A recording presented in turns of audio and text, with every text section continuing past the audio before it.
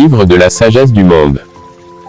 Une veuve a 7 fils. Elle est pauvre. Elle est même la plus pauvre de tout son village. Une année, la famine sévit dans le pays et les pauvres, déjà tellement pauvres, touchent le fond de leur misère. Ces 7 fils décideront de gagner leur vie à traverser le vaste monde.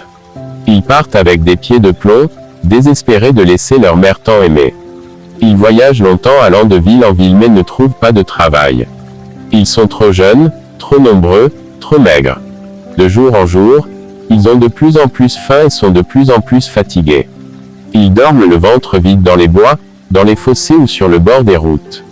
Un matin, que le temps est particulièrement mauvais, que la pluie tombe à verse, qu'un vent glacé souffle entraînant à sa suite des nappes de brouillard, qu'ils sont transis de froid, mouillés de la tête aux pieds et tellement désespérés qu'être en si mauvaise posture, ils se trouvent juste devant les murs délabrés d'un château. Ils frappent à la porte mais personne ne vient leur ouvrir. Ils poussent le ventail et se trouvent dans une cour vide. Pas de chien de garde, pas de chevaux dans les écuries, pas de lumière derrière les vitres brisées. Ils se dirigent vers ce qui semble être le corps du logis. Ils appellent mais seul l'écho leur renvoie leurs appels. Ils visitent toutes les pièces. Elles sont sales, couvertes de poussière et de grosses toiles d'araignée pendant du plafond. Arrivés à la dernière pièce, ils s'arrêtent stupéfaits.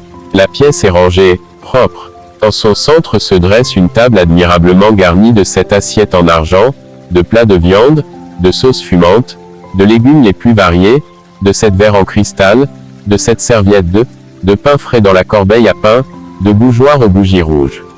Dans la cheminée des bûches n'attendent plus que l'étincelle pour répandre dans la pièce leur douce chaleur.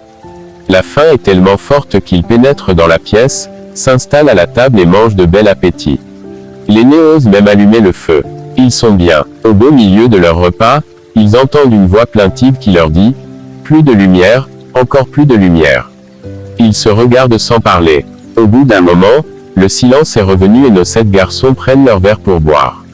Au moment où ils approchent leurs lèvres des verres, la voix gémit à nouveau. Plus de lumière, encore plus de lumière. L'aîné prend son courage à 2 mains, allume une torche et dit « Je vais voir ce qui se passe. » « Nous t'accompagnons, dites les frères. Ils sortent dans le couloir, montent les escaliers. La lune éclaire les marches. Arrivés à l'étage, ils visitent les pièces sans rien trouver. Partout, la même poussière, les mêmes toiles d'araignée. Ils montent encore une volée d'escaliers et à une dernière porte tout au sommet de la tour. Ils poussent la porte mais ont un mouvement de recul.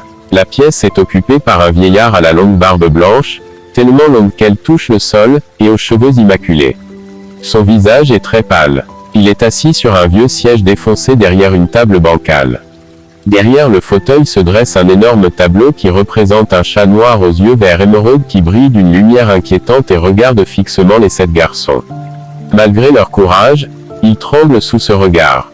Astérisque, astérisque, astérisque, le vieillard n'a pas semblé voir les 7 frères. Il est plongé dans un énorme livre et semble avoir des difficultés à déchiffrer.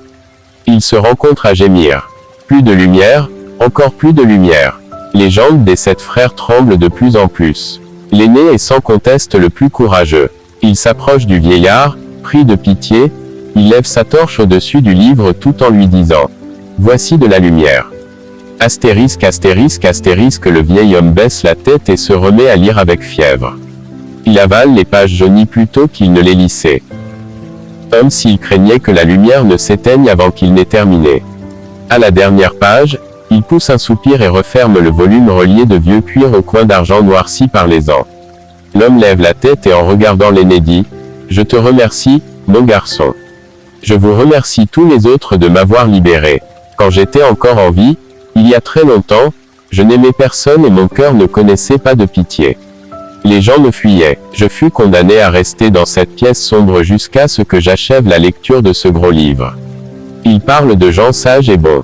Il décrit les souffrances, les peines, les larmes, les injustices qui frappent ces gens. Il détaille aussi tous les méfaits dont je suis rendu coupable, mon égoïsme, ma cruauté. Il y a dans ces pages, les pleurs des mères qui veillent leurs enfants malades, la douleur des fils qui ne peuvent aider leurs parents, le désespoir des mères que leurs fils ont quittés à jamais. J'ai commencé cette lecture il y a 100 ans et je ne l'avais toujours pas achevée. Seul celui qui m'éclairerait pouvait me sauver. Vous m'avez secouru. En récompense, je vous donne ce château. Il est bien délabré, mais si vous creusez dans la cave, vous trouverez cette peau d'or, ils sont pour vous. Au moment où il prononce ces paroles, un courant d'air souffle brusquement sur la torche. Le cadet va en chercher une autre, mais lorsqu'il revient, le vieillard, le livre et le chat du cadre avaient disparu. Les 7 frères descendant dans la cave et trouvent les pots remplis d'or comme le vieillard le leur avait dit. Ils font venir leur mère, remettent en état le château, nettoient toutes les pièces et redonnent à la bâtisse son lustre d'antan. Jamais plus ils ne connaissent ni la misère, ni la faim. Jamais ils n'oublièrent le vieillard ni le contenu de son livre qui n'était autre que le livre de la sagesse du monde.